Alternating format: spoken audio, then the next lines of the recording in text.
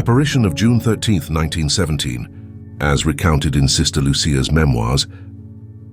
The word spreads. The 13th of June, Feast of St. Anthony, was always a day of great festivities in our parish. On that day, we usually let out the flocks very early in the morning, and at 9 o'clock we shut them up in their pens again and went off to the festival. My mother and my sisters, who knew how much I loved a festival, kept saying to me, "We've yet to see if you'll leave the festival just to go to the Cova da Iria and talk to that lady." On the day itself, nobody said a single word to me. Insofar as I was concerned, they acted as if they were saying, "Leave her alone and we'll soon see what she'll do." I let out my flock at daybreak, intending to put them back in the pen at 9, go to Mass at 10, and after that go to the Cova da Iria. But the sun was no sooner up than my brother came to call me. He told me to go back home, as there were several people there wanting to speak to me. He himself stayed with the flock, and I went to see what they wanted. I found some women and men too, who had come from such places as Minda, from around Tomar, Carrascos, Boleros, etc. They wished to accompany me to the Cova da Iria. I told them it was early as yet, and invited them to go with me to the 8 o'clock Mass. After that I returned home. These good people waited for me out in the yard, in the shade of our fig trees.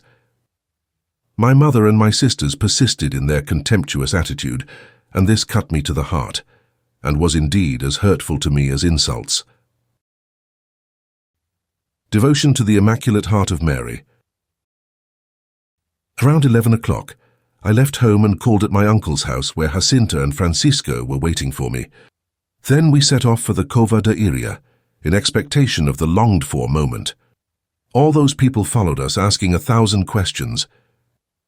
As soon as Jacinta, Francisco, and I had finished praying the rosary with a number of people who were present, we saw once more the flash reflecting the light which was approaching, which we called lightning. The next moment Our Lady was there on the holm oak, exactly the same as in May. "What do you want of me?" I asked. "I wish you to come here on the 13th of next month, to pray the rosary every day and to learn to read. Later I will tell you what I want." I asked the cure of a sick person. "If he is converted, he will be cured during the year." "I would like to ask you to take us to heaven." "Yes, I will take Jacinta and Francisco soon. But you are to stay here some time longer. Jesus wishes to make use of you to make me known and loved. He wants to establish in the world devotion to my Immaculate Heart. I promise salvation to those who embrace it, and those souls will be loved by God like flowers placed by me to adorn his throne." "Am I to stay here alone?" I asked sadly. "No, my daughter. Are you suffering a great deal? Don't lose heart. I will never forsake you.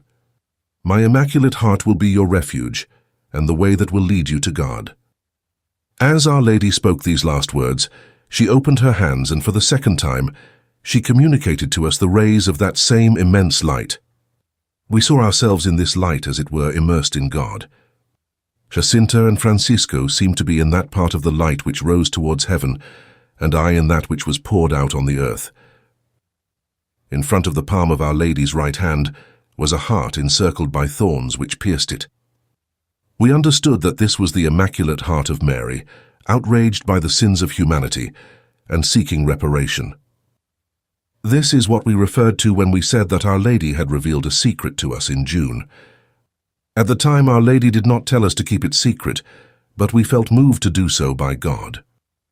I think that on that day, the main purpose of this light from Our Lady's hands was to infuse within us a special knowledge and love for the Immaculate Heart of Mary. From that day onwards, our hearts were filled with a more ardent love for the Immaculate Heart of Mary. Jacinta said to me, "The Lady said that her Immaculate Heart will be your refuge and the way that will lead you to God. Don't you love that? Her heart is so good. How I love it."